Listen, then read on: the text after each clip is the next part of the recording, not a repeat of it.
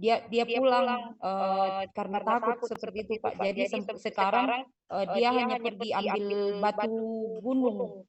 Jadi di hutan itu jaraknya dari Nosu juga, tapi maksudnya agak jauh gitu loh, berapa kilometer, dan batu itu mereka jual, dan itu dibagi dengan teman-teman yang pergi sama-sama. Yaitu bagi Bu El tidak bisa diandalkan untuk memenuhi kebutuhan sehari-hari dan kebutuhan biaya anak sekolahnya. Ibu El merasa berjuang sendiri dalam mencari nafkah.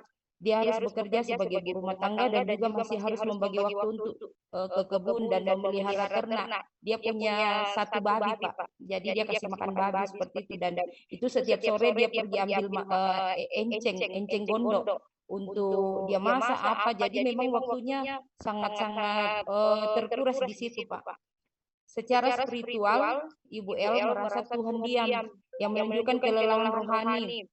Ini juga yang membuat Ibu El merasa doa itu tidak penting, karena walaupun dia rajin berdoa, tetapi hidup mereka tetap susah. Jadi Ibu El ini kami perhatikan sudah Senin Kamis Pak datang doa puasa. Di sini kan doa puasanya setiap Sabtu. Ya minggu ini datang, minggu depannya tidak datang, minggu depannya lagi datang tapi terlambat kayak gitu. Jadi memang kayak sudah lelah. Jadi kebetulan itu hari kami pergi kunjungan ke rumahnya sekalian konseling apa yang terjadi gitu loh Pak. Strategi dan pendekatan konseling yang pertama, pendekatan empatik humanistik menurut Kak Roger. Yang kedua, pendekatan kognitif spiritual yaitu CBT. Yang ketiga, pendekatan komunitas dan dukungan sosial Kristen. Yang keempat, pendekatan spiritualitas praktis dan pertumbuhan iman. Pendekatan empatinya ini poin-poinnya aja saya bacakan ya Pak ya. Rogers mengatakan bahwa ada 3 kondisi utama yang memungkinkan proses penyembuhan dan pertumbuhan terjadi. Itu pertama, kongruensi, yaitu konselor menunjukkan keaslian diri, jujur, dan tulus dalam hubungan dengan konseli. Jadi Bu El dengan saya ini akrab Pak, walaupun dia maksudnya dia juga jemaat, tapi memang kami itu kayak sahabat seperti itu Pak. Jadi dia udah tahu pribadi saya juga sudah setidaknya tahu bagaimana dia. Yang kedua, empati, kemampuan konselor untuk memahami dunia batin konseli seolah-olah ia berada dalam posisi konseli tanpa kehilangan objektivitas. Yang ketiga, penerimaan tanpa syarat. Konselor menerima konseli apa adanya, bukan berdasarkan perilaku atau keberhasilannya. Dalam konteks pelayanan pastoral Kristen, prinsip Rogers ini sejalan dengan kasih agape, yaitu kasih tanpa syarat yang dicontohkan oleh Kristus. Konselor menghadirkan suasana aman dan penuh kasih agar konseli merasa diterima sepenuhnya, tidak dihakimi, dan dapat mengekspresikan kelelahan, rasa gagal, serta kemarahan kepada Tuhan tanpa rasa bersalah. Pendekatan ini menurunkan ketegangan emosional, meningkatkan rasa diterima, dan membuka jalan bagi proses pemulihan iman serta rekonsiliasi diri di hadapan Tuhan. Aplikasinya yang saya lakukan di sini, saya mendengarkan dengan empati ketika Ibu El menceritakan beban hidupnya. Jadi kami bebas Pak kan, sambil masak, pertama di kamarnya dia, habis itu di dapur, seperti jadi bebas Bapak. Dan Ibu El menceritakan beban hidupnya dan rasa kecewanya terhadap suami dan Tuhan.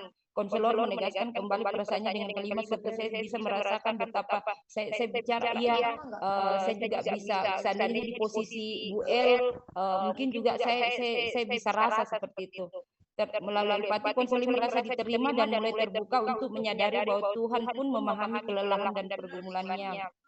Pendekatan yang kedua yaitu CBT. Pendekatan ini berakar pada teori CBT menurut Baron Beck yang mengatakan bahwa depresi dan kecemasan muncul karena pola pikir negatif. Beck menekankan bahwa pikiran negatif dapat menimbulkan emosi dan perilaku yang tidak sehat. Yang kedua, perasaan dan perilaku manusia bukan ditentukan oleh situasi tetapi oleh cara seseorang menafsirkan situasi tersebut. Ibu El dibantu mengenali pikiran dia, saya gagal menemui pasangan hidup. Dia sempat bilang, aduh apa saya salah ya Bu ya, kenapa saya terima dia dulu waktu saya masih muda, kenapa saya mau dinikahi sama dia. Jadi di sini saya bisa membentuk pola pikir yang negatifnya dia, rasa bersalahnya itu saya CBT gitu loh Pak. supaya apa?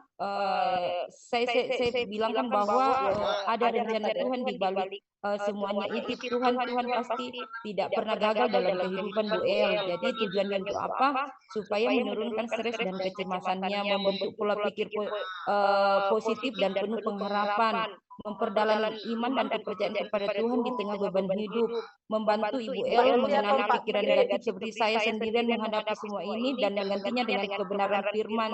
Tuhan tidak pernah meninggalkan kita. Mazmur 23 ayat 4 itu Pak, Roma 12 ayat 12 kasih firman Tuhan. Yang ketiga, pendekatan komunitas dan dukungan sosial Kristen. Mendorong Ibu El terlibat kembali dalam kelompok WBI yang diadakan setiap hari Sabtu di gereja untuk memperoleh dukungan sosial. Saya kasih ayat dari Ibrani, Timotius yang menegaskan pentingnya kebersamaan dalam iman, walaupun di tengah tantangan jangan jauh dari persekutuan ibadah. Seperti itu Pak.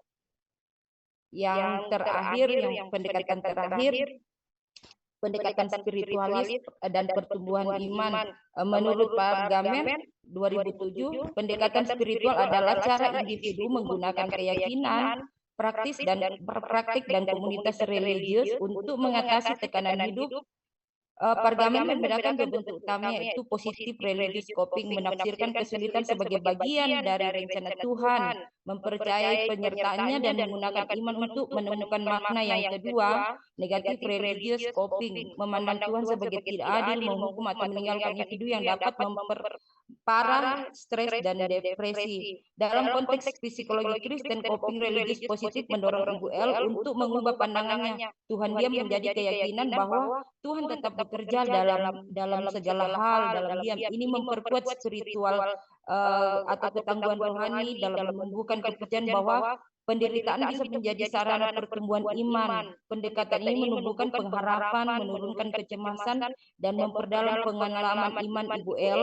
Ibu El belajar menyerahkan hidup dan pergumulannya kepada Tuhan sambil tetap berperan aktif dalam mengatur tugasnya sebagai ibu rumah tangga. Saya aplikasi yang saya lakukan dalam kasus Bu El ini, saya menuntun Bu El untuk kembali membangun relasi dengan Tuhan melalui doa sederhana setiap pagi. Saya bilang mungkin Bu El sudah jarang doa pagi kali dengan keluarga, ajak suamimu, anak-anakmu untuk buat misbah keluarga seperti itu. Rutin membaca firman Tuhan. Terus konselor membantu konseling menafsirkan ulang penderitaannya sebagai proses pembentukan iman, bukan hukuman. Saya bilang, lihat sampai saat ini Ibu El masih tetap bisa kuat sampai punya dua anak. Itu semua kalau bukan kekuatan dari Tuhan, Bu El tidak bisa. Jadi saya kasih dia keteguhan bahwa Tuhan tetap setia walaupun saat ini Bu El lelah, tidak percaya bahwa Tuhan itu setia, tapi Tuhan pasti setia. Terus saya arahkan dia untuk melihat Tuhan sebagai sumber kekuatan dalam segala keadaan. Ayat Alkitab yang saya berikan Matius 11 ayat 28 sampai 30. Mari kita pada yang seperti Yesaya, Mazmur, dan 2 Korintus.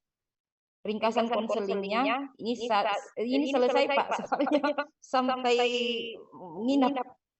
Ibu El menangis saat menceritakan beban hidupnya. Dia selalu menunduk dengan memegang handuk kecil di tangannya. Ini waktu di kamar. Tetapi setelah beberapa jam kemudian Ibu El sudah terasa santai dan rileks. Konseling ini kami lakukan sebagai salah satu kunjungan jemaat tiap minggunya. Sekalian fellowship bersama secara tidak kebetulan bertepatan dengan ulang tahun Ibu El yang ke-44 tahun dan diakhiri dengan makan malam dan menginap di rumah Bu El tersebut.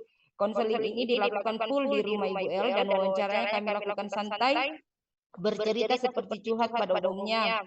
Melalui konseling Ibu El bisa menyadari bahwa segala yang dia alami saat ini adalah bentuk dari proses untuk belajar sabar dalam segala hal dan membuatnya belajar untuk mengasihi suami dan anak-anaknya lebih lagi tanpa selalu melihat kekurangan yang ada pada suaminya. Konselor menolongnya memahami kasih karunia Tuhan yang tetap bekerja meski situasi belum berubah. Dalam konseling ini ada beberapa komitmen yang Ibu El mau belajar melakukannya, yaitu pertama, Ibu El berkomitmen memulai doa pribadi, jadi saya menisbah doa keluarga begitu Pak. Yang kedua, pemulihan emosional dan kesadaran diri, refleksi diri dan pengaturan emosi. Yang ketiga, komunikasi dan relasi keluarga, melatih komunikasi asertif dan membangun doa keluarga. Yang keempat, spiritualitas dan harapan baru, menulis kisah pemulihan dan membuat visi hidup baru dalam Kristus. Yang kelima, menulis hal yang disyukur setiap hari. Jadi saya tekankan bahwa jangan melihat kelemahan anak-anakmu dengan suamimu aja. Jadi hari itu yang kamu bisa makan, bisa cukup, bisa semuanya, bisa masih kuat bernapas. Itu yang harus kau renungkan. Dia bilang, iya Bu. Yang keenam, mengikuti persekutuan ibu-ibu WBI di gereja. Jadi saya bilang aktif lagi, doa puasa, kegiatan-kegiatan WBI kita aktif lagi. Jangan Senin Kamis. Yang ketujuh, selalu mengingat kebaikan Tuhan dalam hidupnya ketika ada niat mengeluh. Jadi saya bilang, ketika kau lihat lagi suamimu tidak ada uangnya, datang hanya bawa 25.000 sehari, lulus dada aja, bersyukur Tuhan, terima kasih, masih ada yang lebih parah dari saya. Yang kedelapan, yang terakhir, membangun komunikasi terbuka dengan suami dan anak-anak. Jadi harus ada komunikasi yang baik, perbincangkan bagaimana ini, kalau misalnya bisa tidak begini uangnya cuma 25 apa ya. Jadi terbuka dengan suami seperti itu. Nah, yang ini Pak. Nah, ini ibunya yang ini